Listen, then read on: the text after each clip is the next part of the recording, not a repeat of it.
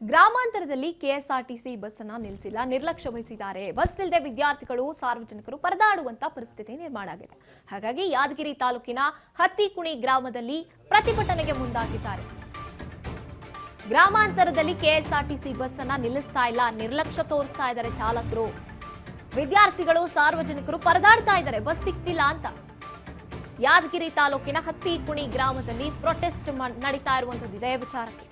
Bus ನಿಲ್ಲಿಸ್ತಾ ಇಲ್ಲ ಅಂತ ವಿದ್ಯಾರ್ಥಿಗಳು ಪ್ರತಿಭಟನೆಯನ್ನ ಮಾಡ್ತಾ ಇದ್ದಾರೆ. ಬೆಳಗ್ಗೆಯಿಂದಲೂ ಕೂಡ ಬಸ್ಗೆ ಕಾದು ಕಾದು ಸ್ಟೂಡೆಂಟ್ಸ್ ಎಲ್ಲರೂ ಸುಸ್ತಾಗಿ ಹೋಗಿದ್ದಾರೆ. ಪ್ರತಿನಿತ್ಯ ಶಾಲೆಗೆ ಹೋಗುವಂತ ವಿದ್ಯಾರ್ಥಿಗಳಿರ್ತಾರೆ, ಕಾಲೇಜ್ಗೆ ಹೋಗೋರು ಇರ್ತಾರೆ, ಮಕ್ಕಳು ಪರದಾಡ್ತಿದ್ದಾರೆ. ಸಾರಿಗೆ ಇಲಾಖೆ ಅಧಿಕಾರಿಗಳಿಗೆ ಗ್ರಾಮಸ್ಥರು ತರಾಟೆ ಇರುವಂತದ್ದು.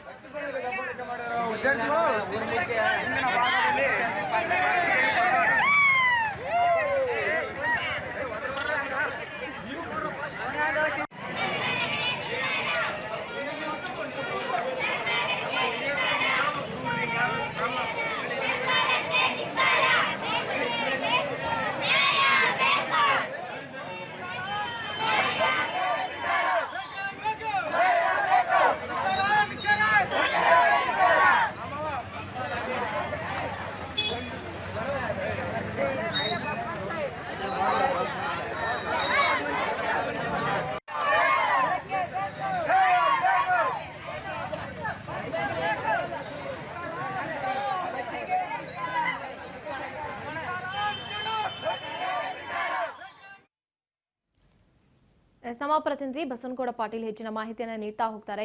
ಬಸನಗೌಡ ಅವರೇ, ವಿದ್ಯಾರ್ಥಿಗಳು ಹೋರಾಟಕ್ಕೆ ಇಳಿದಿದ್ದಾರೆ. ಕೆಎಸ್ಆರ್ಟಿಸಿ ಬಸ್ನ ಯಾಕೆ ನಿಲ್ಲಿಸ್ತಾ ಇಲ್ಲ, ಏನ್ ಸಮಸ್ಯೆ ಚಾಲಕರಿಗೆ ಅಂತ?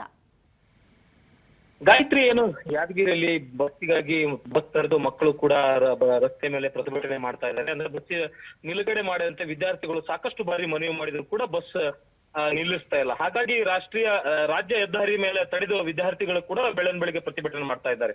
ಹಾಗಾಗಿ ಇದಕ್ಕೆ ಸಂಬಂಧಪಟ್ಟ ಅಧಿಕಾರಿಗಳು ಕೂಡ ಸಾಕಷ್ಟು ಬಾರಿ ಮನವಿ ಕೊಟ್ಟರು ಕೂಡ ಡೋಂಟ್ ಕೇರ್ ಅಂತಾರೆ. ಹಾಗಾಗಿ ವಿದ್ಯಾರ್ಥಿಗಳಿಗೆ ಶಾಲೆ ಕಲಿಯಲು ಸಾಕಷ್ಟು ಸರ್ಕಾರ ಏನೇನೋ ಸೂಚನೆಗಳು ಹೊರಡಿಸ್ತದೆ, ಆದ್ರೆ ಮಕ್ಕಳಿಗೆ ಸರಿಯಾಗಿ ಬಸ್ ತಲುಪಲು ಸೂಚನೆ ನೀಡ್ತಾ ಇಲ್ಲ. ಹಾಗಾಗಿ ಸಂಬಂಧಪಟ್ಟ ಜಿಲ್ಲಾ ಉಸ್ತುವಾರಿ ಸಚಿವರು ಮತ್ತು ಶಾಸಕರು ಕೂಡ ಇದ್ರ ಬಗ್ಗೆ ತೀವ್ರ ಗಂಭೀರವಾಗಿ ಪರಿಗಣಿಸಿ ಮಕ್ಕಳಿಗೆ ಬಸ್ ನಿಲುಗಡೆ ಮಾಡಿ ಶಾಲೆಗೆ ಹೋಗಲು ಅನುಕೂಲ ಮಾಡಿ ಕೊಡ್ತಾನೆ ಎಂಬುದು ಕೂಡ ಕಾದು ನೋಡ್ಬೇಕಾಗುತ್ತೆ ಗಾಯತ್ರಿ. ಹಾಗೇನೆ ವಿದ್ಯಾರ್ಥಿಗಳು ಹೇಳ್ತಾ ಇರುವಂತದ್ದು ಹೆಚ್ಚು ಬಸ್ ವ್ಯವಸ್ಥೆ ಆಗ್ಬೇಕು, ಹಾಗೇನೆ ಬಸ್ ಅನ್ನ ಆ ಗ್ರಾಮಾಂತರದಲ್ಲಿ ನಿಲ್ಲಿಸ್ತಾ ಇಲ್ಲ ಅಂತ. ಅಲ್ಲಿ ಬಸ್ ಸ್ಟಾಪ್ ಇದೆಯಾ ಇಲ್ವಾ, ಅಥವಾ ಅಲ್ಲಿ ಸ್ಟಾಪ್ ಇರೋದಿಲ್ವಾ ಅಂತ? ಗಾಯತ್ರಿ, ಆ ಗ್ರಾಮದಲ್ಲಿ ಬಸ್ ಸ್ಟಾಪ್ ಇದೆ, ಆದ್ರೂ ಕೂಡ ಹಿಂದಿನಿಂದನೇ ಬಸ್ ಫುಲ್ ಆಗಿ ಬರುತ್ತೆ. ಹಾಗಾಗಿ ನಾವು ಎಲ್ಲಿ ಕೂಡ್ಸ್ಕೊಂಡು ಹೋಗಮಂತ ಬಸ್ ನಲ್ಲಿ ಇರುವಂತ ಕಂಡಕ್ಟರ್ ಡ್ರೈವರ್ಗಳು ಕೂಡ ಹೇಳ್ತಾರೆ. ಹಾಗಾಗಿ ಬಸ್ ಹೆಚ್ಚಿನ ಸೌಲಭ್ಯ ಹೆಚ್ಚಾಗಿ ಬಸ್ ಬಿಟ್ರೆ ಮಕ್ಕಳಿಗೆ ಅನುಕೂಲ ಆಗುತ್ತೆ ಎಂಬುದು ಮಕ್ಕಳ ವಾದವಾಗಿದೆ. ಆದ್ರೂ ಕೂಡ ಈ ಯಾವ ರೀತಿ ಇದ್ರ ಪರಿಹಾರನ ಬಗೆಹರಿಸ್ತಾರೆ ಎಂಬುದು ಕೂಡ ಕಾದ್ ನೋಡ್ಬೇಕಾಗುತ್ತೆ ಒಟ್ಟಿನಲ್ಲಿ ಗಾಯತ್ರಿ. ಥ್ಯಾಂಕ್ ಯು ಪಾಟೀಲ್, ನಿಮ್ಮೆಲ್ಲ ಮಾಹಿತಿಗಾಗಿ.